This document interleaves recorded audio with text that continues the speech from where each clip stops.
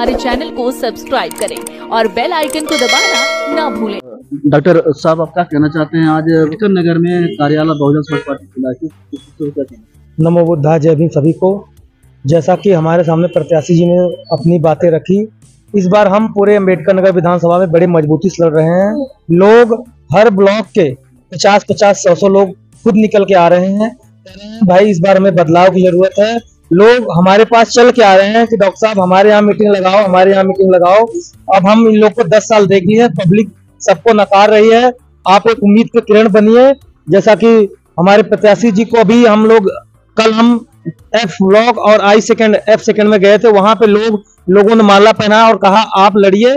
पूरा second phase मानवर जी के साथ है, पूरा जे कॉलोनी यहाँ का मानवर जी के साथ है। तो हम चुनाव बड़ी मजबूती से लड़ रहे हैं और चुनाव इस बार हम अम्बेडकर नगर विधानसभा में जीत रहे हैं और अच्छे मार्जिन जीत रहे हैं। इस बार सुनाई पड़ रहा है कि अम्बेडकर नगर की जनता जो है, जो बहुजन समाज है, एक वोट एक नोट सेवादास जी को दे रही है। ऐसी बिल्कुल, एक नोट काशीराम जी का जी हर कोई दे रहा है। जो भी ये बात सुन रहा है कि सेवादास जी लड़े, सेवादास जी बहुजन समाज पार्टी को इस दिल्ली में कोई स्टेब्लिश किया इस विधानसभा के लिए या इस क्षेत्र के लिए, तो सेवादास जी आज भी हमारे बीच में मौजूद हैं। और जब पार्टी की शुरुआत थी तब भी हमारे बीच में मौजूद थे। उन्होंने पार्टी को जमीनी स्तर से लेकर आसमान तक पहुंचाया है।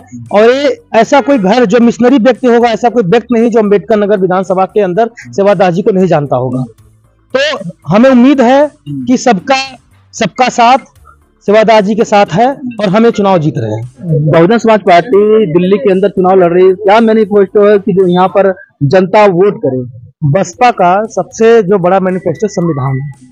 जितनी चीज संविधान में है, ग्राउंड लेवल पे चीजें बदल गई है। संविधान में जो चीज मिलना चाहिए उसके अगेंस्ट कुछ और भी चीज दे रहे हैं, भीख रूप में बांटने का प्रयास कर रहे हैं। मैंने अम्बेडकर नगर विधानसभा का पूरा निरीक्षण किया, जो मुझे समझ में आया। नंबर 1, आज हमारे जो छोटे छोटे 5वीं 8वीं 10वीं तक के बच्चे, छोटे छोटे बच्चों से काम करवाया जा रहा है। वो बेचारे उनके माता पिता इसलिए नहीं काम करवा रहे हैं क्योंकि बच्चा स्कूल पढ़ने चला जाएगा तो उसके ड्रेस का खर्चा कौन उठाएगा, उसके सरकारी फीस पढ़ाई आपका माफ है। लेकिन हम इस बार चाह रहे हैं बच्चों के लिए जो यूपी के अंदर स्कॉलरशिप व्यवस्था थी, हम सारे बच्चों को जो 12th तक बच्चे पढ़ रहे हैं उनको एक प्रॉपर तरीके से स्कॉलरशिप मिलना चाहिए, जिससे कम से कम वो अपना ड्रेस का खर्चा, अपना डेली लाइफ का खर्चा, अपने बहुत सारी किताब कॉपी का जो खर्चा होता है उठा सके। दूसरा, जो 12वीं पास जो बच्चे हो रहे हैं उनके लिए हम यदि सत्ता में आते हैं तो समाज कल्याण दिल्ली के अंदर बैठाएंगे, जो केजरीवाल पिछले 10 साल में समाज कल्याण मंत्रालय नहीं बनाया।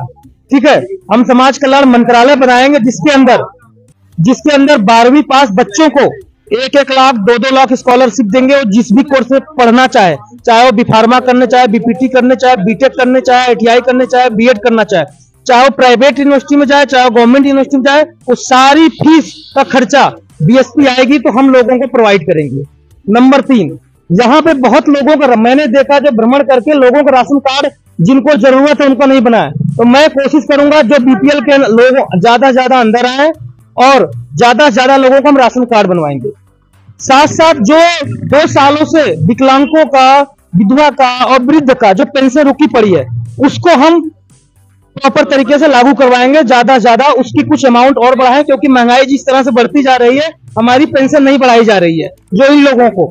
नंबर 4, जो हेल्थ पे इन्होंने सिस्टम बनाया, हेल्थ के अंदर मैं आऊंगा, जितना एम्प्लॉय है, चाहे डॉक्टर हो, चाहे नर्स हो, चाहे जो है, उनका मैं सारा सिस्टम डबल करूंगा ताकि लोग इतने घंटों जो लाइन लगाते हैं वो हेल्थ सुविधा में आसानी मिले। तीसरा, मोहल्ला क्लिनिक के साथ अभी हमारा देश सब बोलते हैं यूथ है, हमारा देश बोलते हैं यूथ है, तो यूथ कल को वृद्ध भी होगा।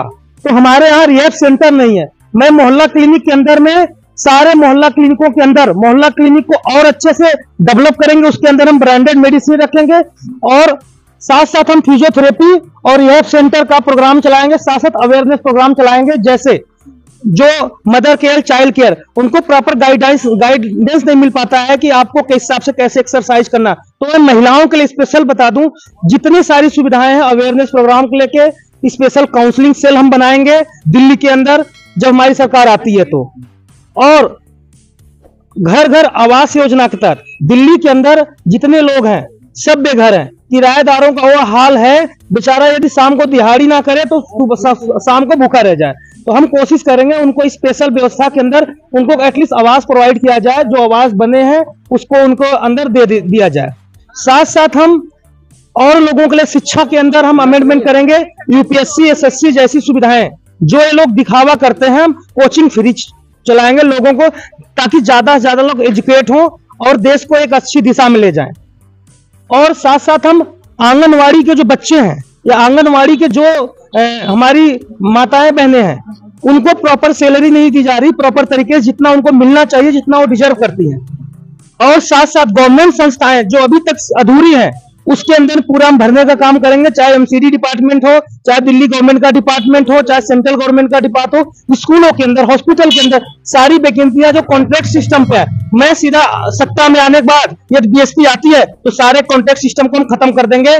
जैसे लोगों को एक पक्की नौकरी जैसे पहले दी जाती थी वो देने का हम प्रावधान करेंगे। ये बहुत सारी सुविधाएं जो बीएसपी आने के बाद काम करेगी। हमारे चैनल को सब्सक्राइब करें और बेल आइकन को दबाना ना भूलें।